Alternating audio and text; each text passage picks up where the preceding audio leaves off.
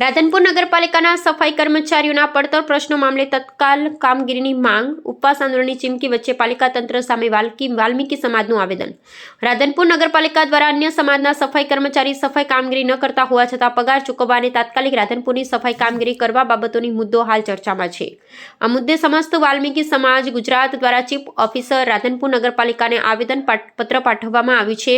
મુખ્ય સમાચાર સમસ્ત વાલ્મીકી સમાજની માંગ અને ચેતવણી। સમસ્ત વાલ્મીકી સમાજ ગુજરાત પ્રદેશ પ્રમુખ દ્વારા રાધનપુર નગરપાલિકાના ચીફ ઓફિસરને લખાયેલા પત્રમાં જણાવ્યા અનુસાર 10/12/2025ના રોજ સફાઈ કર્મચારી માટે નિમણૂક પામેલા અન્ય સમાજના 15 કર્મચારી નિયમિત થયા હોવા છતાં 8/6/2021થી આજ દિન સુધી સફાઈ કામગીરી કરી નથી।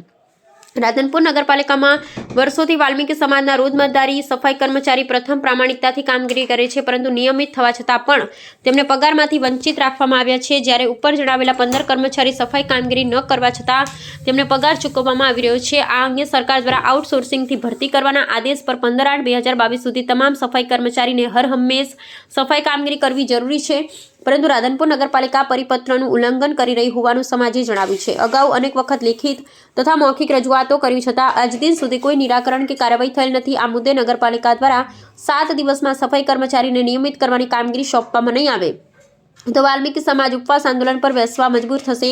વાલ્મીકી સમાજ સ્પષ્ટ ચેતવણી આપે છે કે જો રાધનપુર નગરપાલિકામાં વાલ્મીકી સમાજના સફાઈ કર્મચારીઓને ઉપરના અધિકારીઓ તેમજ વચેટિયાઓના આદેશ પર તત્કાળ પગાર ચૂકવવામાં નહીં આવે તો કોઈપણ કોન્ટ્રાક્ટર કે મજૂરોને રાધનપુર હદમાં કામગીરી કરવા દેવામાં આવશે નહીં। જો તેઓ સફાઈ કામગીરી માટે આવશે તો તેના પરિણામની જવાબદારી નગરપાલિકાના સિરે રહેશે। સમસ્ત વાલ્મીકી સમાજ દ્વારા ચીફ ઓફિસરને વિનંતી કરવામાં આવી છે કે ઉપરના કોન્ટ્રાક્ટરોને તાત્કાલિક જરૂરી કાર્યવાહી કરવા માટે આદેશો આપવામાં આવે। Bureau report Bhagirathsinh Jadeja, Santalpur. વાલ્મીકી સમાજ ગુજરાત પ્રદેશ પ્રવક્તા આજ રોજ તારીખ 10/12/2025ના રોજ રાધનપુર નગરપાલિકાને ચીફ ઓફિસરને અમે લેખિત રજૂઆત કરવા આવ્યા છીએ કે તમે 2021માં જે 16 કામદારોને રોજંદાર તરીકે કામમાં લીધેલા એને સફાઈ કામદાર તરીકે કામમાં લીધેલા છે, પણ તે દિવસથી લઈને આજ દિવસ સુધી સફાઈ કામ કરેલું નથી, જે ખરેખર સરકારશ્રીના પરિપત્રનું ખરેખર ઉલ્લંઘન છે। એ ઉલ્લંઘન ન થવું જોઈએ।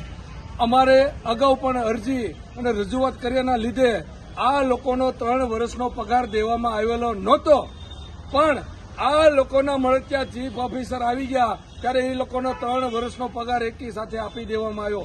14 લાખ રૂપિયા દઈ દેવામાં આવ્યા। આ જે છે એ ભેદભાવ ભરી નીતિ રાખી છે। અમારા વાલ્મીકી સમાજના સફાઈ કામદારો છેલ્લા 25-30 વર્ષથી રાધનપુર નગરપાલિકામાં સફાઈનું કામ કરે છે, પણ એને પરંપરાગત કામ કરતા હોય પણ એને કાયમી કરવામાં આવ્યા નથી।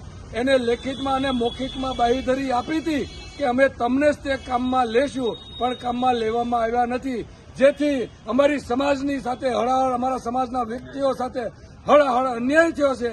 આ અન્યાય અમે સહન નહીં કરીએ।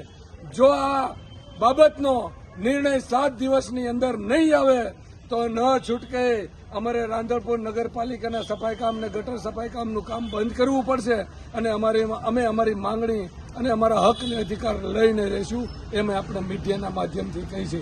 ક્રાંતિકારી જય ભીમ, જય ભારત, શહીદ